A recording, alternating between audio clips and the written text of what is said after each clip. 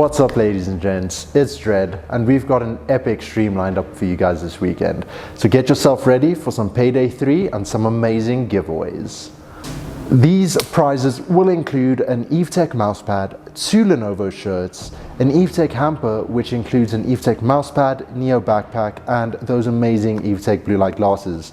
But the grand prize will be the Lenovo P12 Pro tablet, which is worth a whopping 18,000 Rand. So, for a chance to win one of these amazing prizes, all you guys have to do is make sure that you follow us on Twitch and you join in on stream.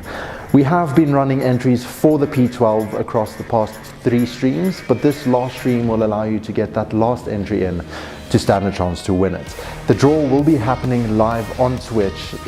But remember, as we are going to go through these epic heists on Payday 3, the rest of the prizes will be done randomly throughout the stream. So I'm sure you wouldn't want to miss a second of it. So mark your calendars, invite your friends, and let's make this last episode a stream to remember. We'll be going live on Saturday, the 30th of September at 9:30, so don't miss out.